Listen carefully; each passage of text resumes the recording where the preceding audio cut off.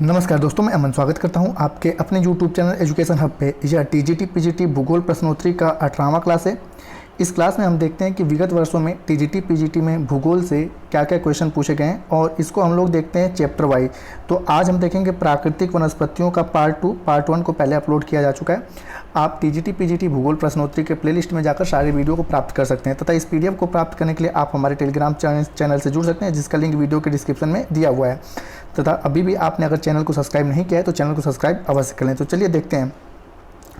तो यहाँ पे क्वेश्चन पूछा गया है कि भारत में चंदन की लकड़ी के वन सर्वाधिक कहाँ पाए जाते हैं। ऑप्शन है असम की पहाड़ियों में, दूसरा है शिवालिक की पहाड़ियों में, तीसरा है नीलगिरी की पहाड़ियों में और चौथा है सतपुड़ा की पहाड़ियों में। तो यहाँ पर सही ऑप्शन होता है सी कि नीलगिरी की पहाड़ियों में। अब नीलगिरी की पहाड़ियों की स्थिति दिखाएं तो वह स्थान जहाँ पर पूर्वी घाट और पश्चिमी घाट जाकर मिलते हैं, वहीं पर एक पर्वतीय घाट बनता है, ठीक है, दक्षिण भारत में, उसे हम नीलगिरी के नाम से जानते हैं।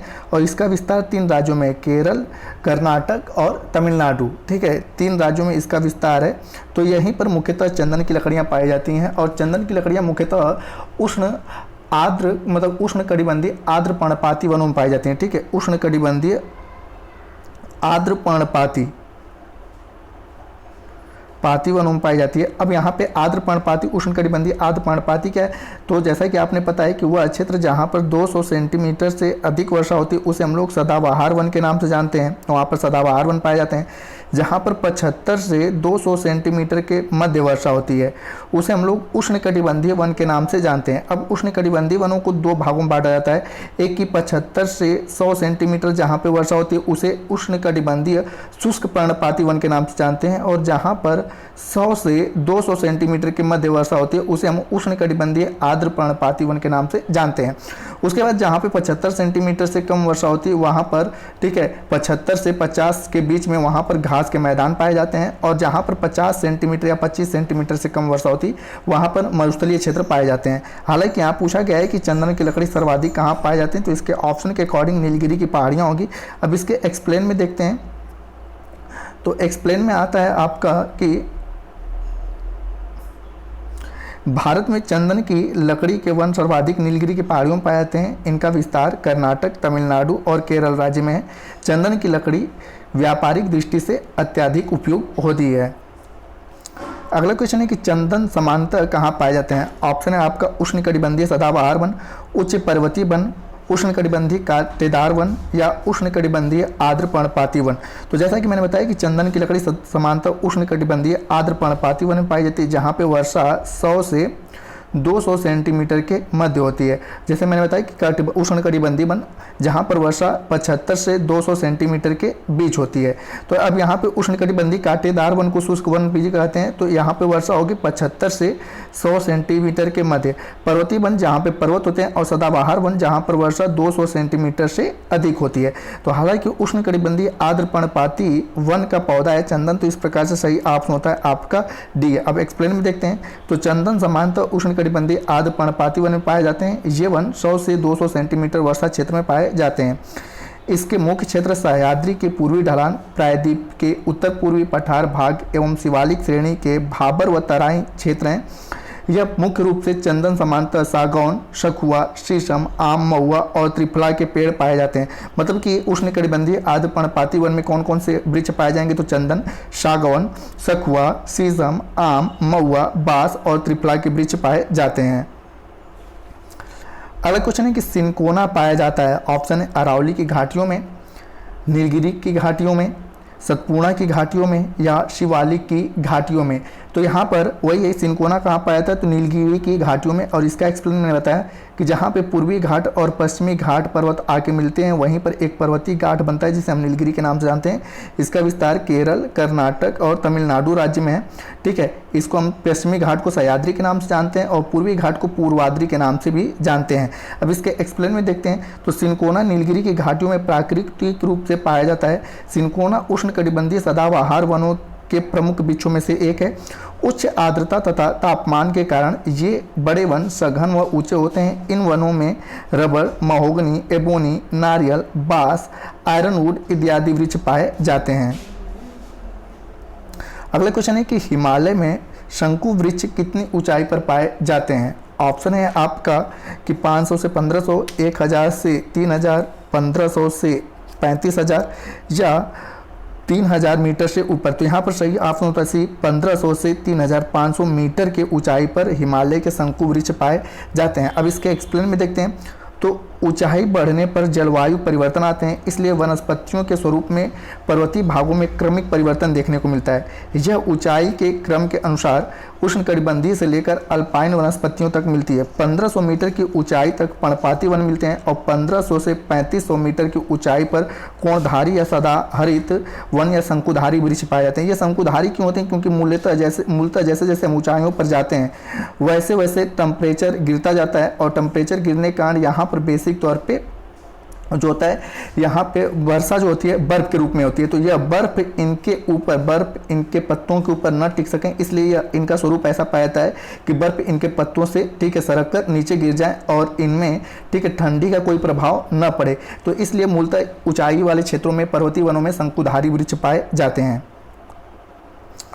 अगला क्वेश्चन है कि निम्नलिखित कथनों पर विचार कीजिए तथा नीचे दिए गए कूट से सही उत्तर चुनिए। कथन कह रहा है कि हिमालय में विशेष ऊंचाई के अंतर्गत विभिन्न वन पेटियां स्थित हैं, और दूसरा कह रहा है कि जलवायु विषमता के कारण हिमालय में विभिन्न प्रकार के वन पाए जाते हैं। तो जैसा कि आपको पहले बताया था कि 1500 के मीटर की ऊंचाई पर हिमालय में 1500 मीटर की ऊंचाई पर उष्णकटिबंधीय वन पाए जाते हैं। उसके बाद आपके शंकुधारी 1500 से 3500 के बीच में ठीक है आपके शंकुधारी वन पाए जाते हैं। तो यहाँ पे देखते हो कि हिमालय में अलग अलग पेटियां हैं। तो इस प्रकार से पहला वाला स्टेटमेंट सही होता है।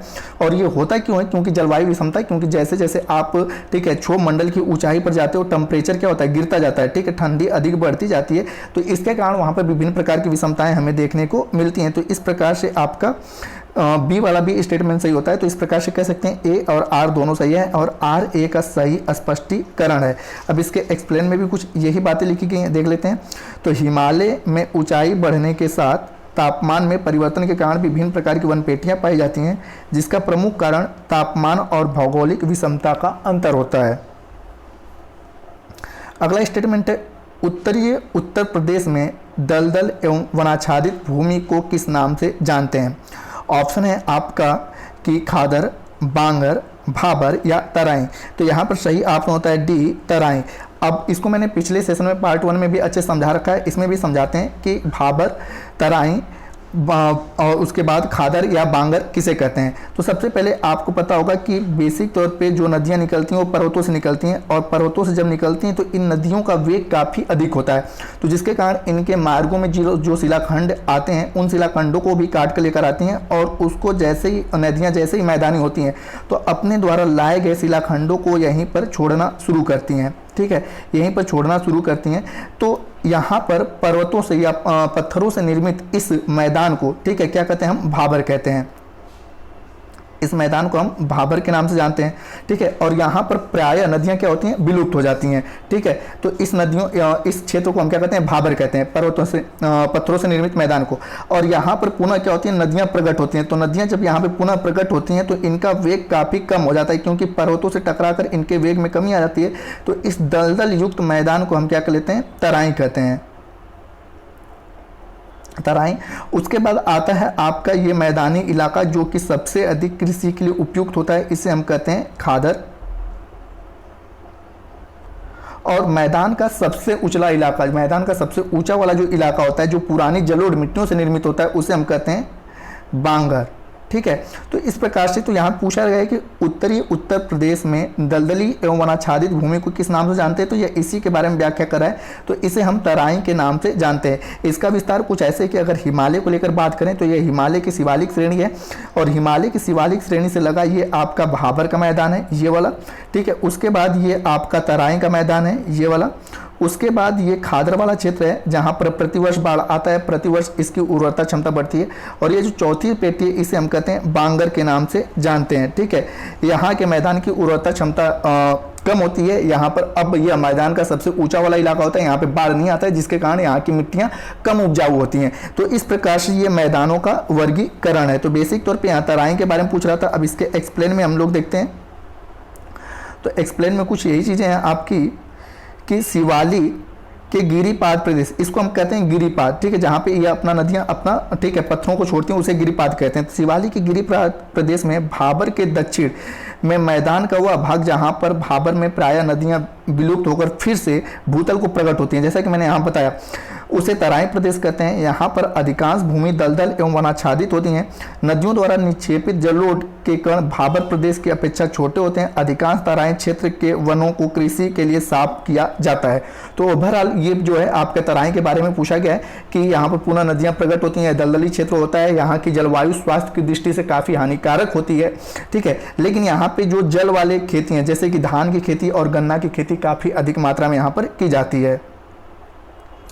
अगला है उष्णकटिबंधीय मानसूनी वन को भारत में क्या कहते हैं? ऑप्शन है आपका कि तराई, पहाड़, मैदान या पठार। तो यहाँ पे फिर से कि उष्णकटिबंधीय मानसूनी वन को भारत में क्या कहते हैं? तो देखिए ये क्वेश्चन काफ़ी घुमाने वाला है और यहाँ पे पीजीटी होगा, पीजीटी 2009 में पूछा है। तो बेसिक तौर पे उष्णकटिबंधीय मानसूनी वन का मतलब कि जहाँ पर हमेशा क्या होता है, वर्षा होता है, ठीक है। मानसूनी वन का मतलब कि जहाँ पे हमेशा वर्षा होता है, और मानसूनी वन उसे कहा जाता है जहाँ पर, ठीक है, औसत वर्षा 200 सेंटीमीटर से अधिक हो। तो इस प्रकार की परिस्थितियां हमें बेसिक तौर पे तराई क्षेत्र में देखने को मिलती है, ठीक है। ऐसी परिस्थितियां कि यहाँ पे हमेशा नमी की मात्रा बनी रहती है, ठीक है, हमेशा वर्षा होता रहता है, ठीक है, और यहाँ पर जो नमी रहती है 200 से जो औसत वर्षा होती है 200 सेंटीमीटर से अधिक होती है। तो इस प्रकार से आपका ये सही होता है। अब इसको देख लेते हैं। तो वही है आपका कि तराई किसे कहते हैं? तो उष्णकटिबंधीय मानसूनी वनों को तराई कहते हैं। विषुवत प्रदेश और उष्णकटिबंधीय तटीय प्रदेशों के अधिक वर्षा एवं उच्च दाब वाले क्षेत्र होता है, और ऐसे वन यहाँ पर पाया जाता है। तराई वनों में सागौन, शखुआ, शीशम एवं आम के वृक्ष भी पाए जाते हैं। अगला क्वेश्चन कह रहा है कि वनावरण प्रतिशत की दृष्टि, यहाँ पे वनावरण क्षेत्रफल होगा, ठीक है, वनावरण क्षेत्रफल प्रतिशत की दृष्टि से भारतीय राज्यों में छत्तीसगढ़ का कौन सा स्थान है? ऑप्शन है पहला, दूसरा, तीसरा या चौथा। तो यहाँ पर सही ऑप्शन होता है तीसरा, ठीक है। यहाँ पर सही ऑप्शन होता है कि वनावरण क्षेत्रफल प्रतिशत की दृष्टि से, ठीक है, भारतीय राज्यों में छत्तीसगढ़ का जो स्थान है वह तीसरा है। अब एक्सप्लेन में देखते हैं। तो वनावरण क्षेत्रफल की दृष्टि से भारतीय राज्यों में छत्तीसगढ़ का स्थान तीसरा है, परंतु वनावरण प्रतिशत की दृष्टि से भारतीय राज्यों में छत्तीसगढ़ का स्थान काफी निम्न है। तो जैसा कि मैंने यहाँ बताया कि टाइपिंग में क्षेत्रफल छूट गया था। अब यहाँ पे 2021 की रिपोर्ट में यह तीसरे स्थान पे था। भारत वन स्थिति रिपोर्ट 2021 के नवीन आंकड़ों के अनुसार भी भारतीय राज्यों में छत्तीसगढ़ का वनाच्छादन या वनावरण क्षेत्रफल की दृष्टि से तीसरा स्थान है। अब यहाँ पे देखते हैं कि वनावरण क्षेत्रफल की दृष्टि से पहले स्थान पे मध्य प्रदेश आता है, दूसरे स्थान पे अरुणाचल प्रदेश है, तीसरे स्थान पे आपका छत्तीसगढ़ है, चौथे स्थान पे उड़ीसा है और पांचवें स्थान पे महाराष्ट्र है। अगला क्वेश्चन है आपका कि निम्नलिखित में से कौन सा जोड़ा सही है? ऑप्शन कह रहा है कि टीक, जम्मू काश्मीर। यहाँ पे मतलब कि आपका दिया हुआ है कि पौधों के नाम दिए हुए हैं और राज्य के नाम। तो टीक जम्मू कश्मीर में नहीं पाया जाता है। दूसरा कह रहा है देवदार भी या मध्य प्रदेश में नहीं पाया जाता है। चंदन, ठीक है, चंदन जो होता है कि यह केरल में पाया जाता है, लेकिन यह केवल एक राज्य में नहीं, केरल, कर्नाटक और तमिलनाडु, ठीक है, केरल, कर्नाटक और तमिलनाडु इन तीनों राज्यों में पाया जाता है, ठीक है। अब यहाँ पे देखते हैं सुंदरी। तो सुंदरी भारत के केवल एक राज्य में पाया जाता है, पश्चिम बंगाल में। तो इन दोनों के अगर ऑप्शन की तुलना की जाए तो सही ऑप्शन आपका डी होता है कि सुंदरी वाला। अगर सुंदरी नहीं रहता तो हम केरल चंदन को लेकर सही कर लेते हैं, लेकिन यहाँ पे जब सुंदरी दिया हुआ है तो हम पश्चिम बंगाल को करेंगे। अब एक्सेलेंट देखते हैं। तो मैंग्रोव वनस्पतियों का सर्वाधिक क्षेत्र पश्चिम बंगाल में स्थित है, जो कि सुंदरवन डेल्टा में पाया जाता है, जिसमें सुंदरी वृक्ष विशेष रूप से उल्लेखनीय है। मैंग्रोव वन सुनामी और चक्रवात जैसे तटीय आपदाओं के विरुद्ध सुरक्षा बाड़े का कार्य करते हैं। अगला क्वेश्चन है कि जो कि इस सेशन का अंतिम क्वेश्चन है कि भारत वन स्थिति रिपोर्ट 2017 के अनुसार भारत के किस राज्य में वनावरण प्रतिशत में सर्वाधिक क्षेत्र रहा? तो ऑप्शन है आपका कि अरुणाचल प्रदेश, मिजोरम, त्रिपुरा या मणिपुर। तो यहाँ पर सही ऑप्शन होता है आपका बी, मिजोरम, ठीक है। हालांकि हमें 2017 नहीं पढ़ना है, लेकिन इसके अकॉर्डिंग, ठीक है, जो 2021 का रिपोर्ट आया है उसको अपने को पढ़ लेना है, ठीक है, उसको 2021 या जो लेटेस्ट रिपोर्ट आया उसको पढ़ लेना है। तो हालांकि इसके अकॉर्डिंग हमें लेटेस्ट वाले के अनुसार पढ़ना है। अब इसके एक्सप्लेन में देखते हैं। तो प्रश्न काल में भारत वन रिपोर्ट 2021 के अनुसार भारत में मिजोरम राज्य में वनावरण प्रतिशत में सर्वाधिक है। वर्ष 2021 की रिपोर्ट के अनुसार मिजोरम में जो की है आपका 84.53% क्षेत्र पर वन पाया जाता है। तो इस प्रकार से आपका बी वाला ऑप्शन सही होता है। तो दोस्तों ये रहे आपके वनों से संबंधित जो क्वेश्चन आपके टीजीटी पीजीटी में पूछे गए थे। अगला जो सेशन होगा उसमें हम देखेंगे वन्य जीव अभ्यारण्य। वन्य जीव अभ्यारण्य से क्या क्या क्वेश्चन पूछे गए हैं। तो उम्मीद करता हूँ कि आपको ये सेशन पसंद आ रहा होगा। ठीक है, किसी कारणवश थोड़े से सेशन में रुकावट आई गई थी, अब कोशिश करूँगा कि रुकावट ना आए और कंटिन्यू 2 दिन पे एक वीडियो आपको मिलता रहे। तो आपको अगर यह सेशन पसंद आ रहा है तो सेशन को लाइक करें, कमेंट करें तथा अपने दोस्तों के साथ शेयर करें, और चैनल पर नए हैं तो चैनल को सब्सक्राइब अवश्य कर लें तथा इस पीडीएफ को प्राप्त करने के लिए आप हमारे टेलीग्राम से जुड़ सकते हैं, जिसका लिंक वीडियो के डिस्क्रिप्शन में दिया हुआ है। तो वीडियो के अंत तक बने रहने के लिए धन्यवाद। मिलते हैं जल्दी नेक्स्ट वीडियो में।